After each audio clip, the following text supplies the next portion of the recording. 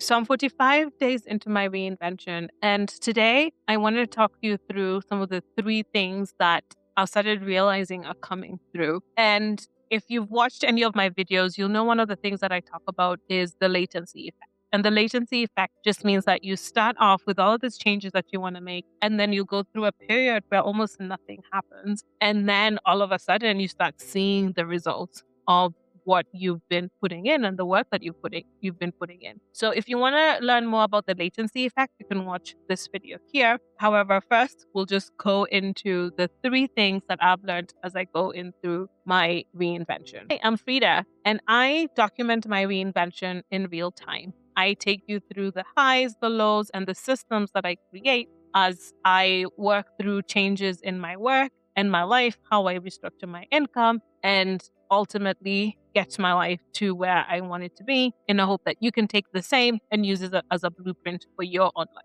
Okay, so here are the three things that are actually happening as I am moving through 45 days of reinvention, and I can actually see what is getting created as I've been walking through this for about 66 weeks now. So the first thing is in terms of community. So one of the things that I've really embraced is putting myself into networks and creating a community. So I am now part of a dope mastermind that I got to create with some people that I met, and that's been absolutely amazing. And it's all about how can we just live more in our power, and we keep each other accountable every 2 weeks. And in terms of what is our North Star, where is it that we want to go, and how are we making progress as we move along, and wherever we have any resources or any people that can support, then we share those with each other. So that's been huge. And this was completely as a result of looking out and reaching out to people that I wanted to get closer to and get to know. And some of it just kind of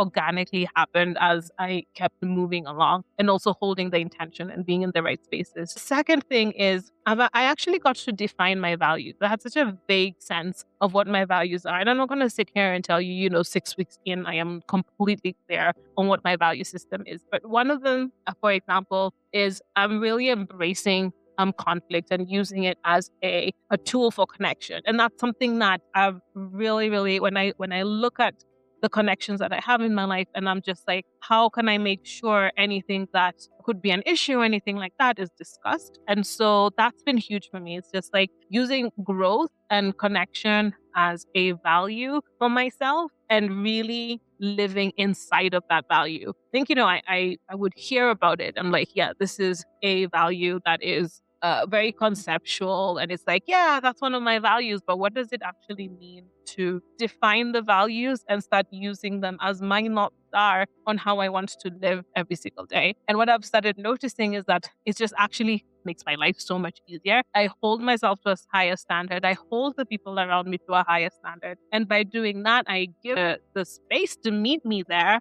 And I also hold by holding myself to the higher standard, then it just makes things so much easier. I think I'm finding the words for it right now. However, what I am experiencing is actually holding higher standards for myself and for the people around me makes my life so much easier, where I actually thought that it wouldn't, and it would repel people. Like, I had this belief system, which I don't know where that came from. And the third thing that I'm realizing is just how much agency I have in my life. By agency, I just mean I have so much more control over things in my life than I expected to have, right? Just control over my diet, control over my emotions, particularly. I had no idea how much my emotions were actually running the show. And now when I am recognizing how much agency I have in my life, then I'm also asking myself, well, how are my emotions? How have they been showing up? And where are they creating what I want them to create? And where are they not creating what I want to create? There are moments where I 100% get to trust my body and be like, that doesn't feel right. I'm going to step away, even though I don't understand it. And then there are moments where I'm just triggered, and that's coming from wounding or coming from just things that are just a little bit frivolous, if I would call it that. And I need to investigate and go into that and be like, well, is this actually true? Or am I just telling myself a story that is disempowering? It's been huge in terms of understanding where I have agency is so much more than what I thought I had. And that's been obviously very liberating, but it's also very scary at the same time, because it just means that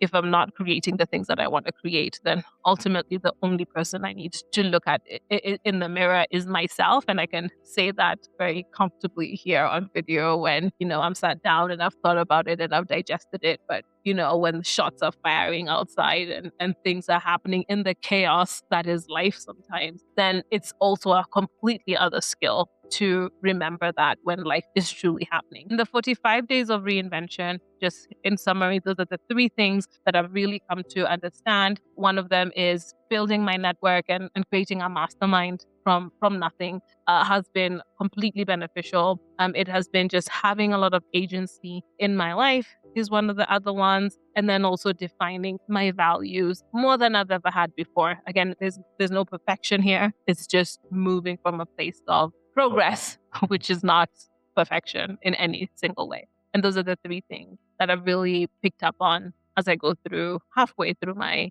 90 days of reinvention.